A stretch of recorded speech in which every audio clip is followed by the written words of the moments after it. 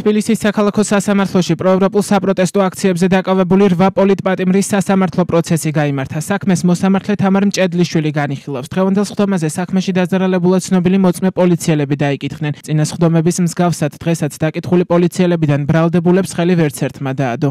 დღევანდელი სასამართლო პროცესზე ვერც ერთმა მოწმემ ვერ დაადასტურა ვერც ერთი ბრალდებულის და მათ შორის ვეფხია კასაციის მონაწილეობა და შემხებლობა ძალადობრივ ქმედებასთან მიმართებით ვერც ერთმა მოწმემ ვერ დაადასტურა რომ დაზიანება მიადგა აი ამ ბრალდებულების და კონკრეტულად ვეფხია კასაციის მიერ განხორციელებული ქმედების შედეგად.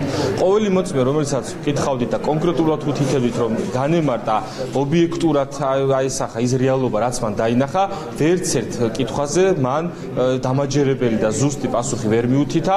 მოწმე ისევ და ისევ აგრძელებს იმის საუბარს, რომ არ ახსოვს რამდენი უფროსი ყავს, არ ახსოვს რომელ თანამშრომელთან ერთად იყვნენ მისულები, არ ახსოვს მათ მიერ გაცემული ბრძანებები და დირექტივები. იქიდან გამომდინარე, რომ ყველა დაზარალებული რომელიც მოდის გამარტავენ ძალიან მარტივად, რომ იმ შემთხვევაში თუ კი დადგინდება ის რეალობა, რომ ამ პირებს მიუძღვით რაიმე სახის ბრალი მათ დაზიანებას და მაგ შემთხვევაში ისინი თვლიან, რომ სამართლიანი იქნება სასამართლოს გადაწყვეტილება.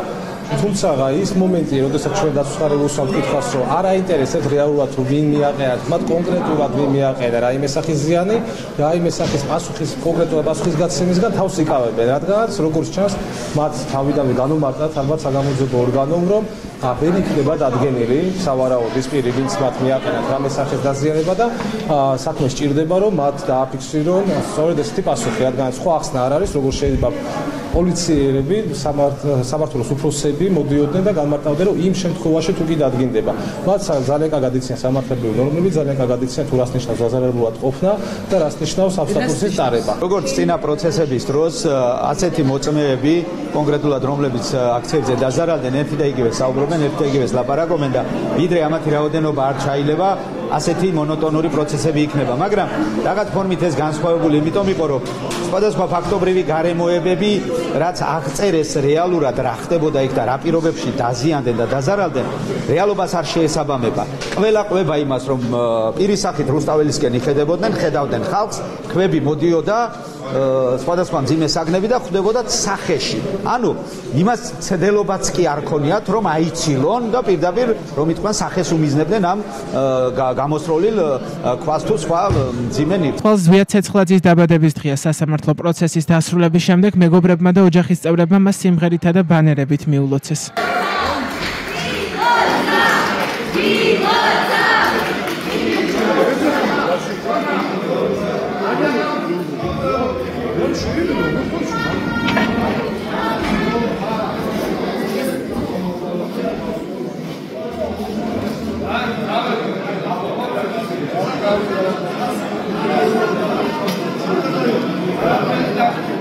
დღევანდელ პროცესზე პირველი გრიგოლ ჭანტურიძე დაიკითხა, რომელმაც თქვა, რომ სახეში ქვამოხვდა და დაზიანება მიიღო, თუმცა სხვა მოწმეების მსგავსად ისიც ამბობს, რომ არ დაუნახავს ვინ ესწროლა ქვა, არ დაუნახავს ვინმე უწევდა თუ არა აქციის მონაწილეების ქმედებას ორგანიზებას და არ ახსოვს ვინ იდგა მის გვერდით და უკან. თქვენ არ დაგინახავთ ადამიანი, რომელმაც როგორც კითხვა იგივე არ დავინახავთ. რა ლოკაციაზე იდგა? შესაბამისად ხო არც ის არ დაგინახავთ? თუ არ დამინახავს შესაბამისად ამ ადამიანს ვინმე ხელმძღვანელობდა თუ არ ხელმძღვანელობდა, ისაც ხომ არ დაგინახავთ? თქვენ ხო კატეგორიულად რადგან ამდენი რამე არ დაგინახავთ, ხომ არ შეგიძლიათ კატეგორიულად რომ თქვათ, რომ ეს მაგალითად ჩვეულებრივი მოქალაქე იყო, რადგან ამ ინფორმაციას არ გქონთ. რადგან არ დაგინახავთ მის გვერდზე ვინ იდგა, რადგან არ დაგინახავთ ვინმე ხელმძღვანელობდა თუ არ ხელმძღვანელობდა. თქვენ ხომ აქედან გამომდინარე კატეგორიულად არ შეგიძლიათ თქვათ, ეს იყო ჩვეულებრივი მოქალაქე თუ მაგალითად კონკრეტული სამსახურის თანამშრომელი. კატეგორიულად ხო ვერ მეტყვით ვერცერთს. ვერ მეტყვით. დაზიანების მიღების დროს თქვენს მარჯვნივ ვინ იდგა? ვერ გეტყვით, არ მახსოვს. არც თქვენ? არც მახსოვს. დასკვნით სახით რომ გამოვიტანოთ თქვენი პასუხები, მარჯვნივ მასენცენ გვერდით უკან პოლიციელი სახელს და გვერდს ვერ გისახელებთ. სასწრაფოს ეკიპაჟი, ექიმი, არ იცით ვინ იყო, ვინ წაგიყვანათ კლინიკაში, არ იცით, ხო ესეა? ხო არ მახსოვს. პროცესზე გრიგოლ ჭანტურიამ დაადასტურა, რომ სისხლიანი ტანსაცმელი მტკიცებულებაა, იქამდე კი თქვა, რომ დაზიანების შემდეგ მისი ტანსაცმელი ოჯახის წევრებმა გარეცხეს. დაზიანება როდესაც მიიღეთ, სისხლით წამოგივიდეთ? კი, წამომივიდა სისხლი. სამსახურეობრივი ფორმა გიცვათ სავარაუდოდ ხო ასეა? ჟილეტი მეცვამდი. მე როგორც ვიცი, სამწუხაროდ პოლიციელებს მაქსიმუმ 2 ფორმა აქვთ. თქვენ რამდენი ეგზემპლარი გაქვთ ამ ფორმის? პოლიციის ფორმა რამდენი მაქვს? რავი, მაქვს ფორმა, ფორმობას არ ვიცი. რამდენი? ესე რაოდენობრივად არ ვიცი, მაგრამ მაქვს ფორმა.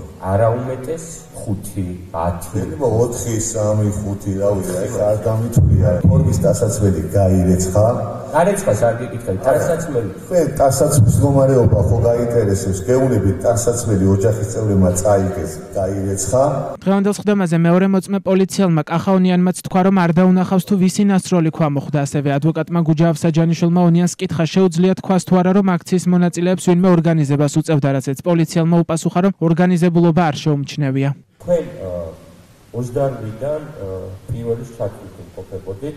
ამ დროს თქვენ ხომ არ შეგიძლიათ კატეგორიულად თქვათ, რომ აი ორგანიზებას ვინმე უწევდა და თუ ამის კატეგორიულად თქვა შეგიძლიათ, უბრალოდ პატაკით თუ მოახსენეთ, რომ ამ ინფორმაციას არა, მაგას ვერ დავი, რა თქმა უნდა არ შემიძლია ორგანიზებულად, ნუ ეხლა ესე დავარქვა მე, არა, ეს მე არ შემიძლია ორგანიზებულობის გარდა იმისა, რომ არის ოსბაშად მოდიოდა ეს ფეიქი და იმის წვევა. თქვენი დაციტირებული ნიკოლოზ ჯავახიშვილი, არის ბატონს ხედავ. მათი იდენტიფიკაცია 28-დან პირველის ჩათვლით არ შეგიძლიათ რომ იკითხოთ, ხო ისე?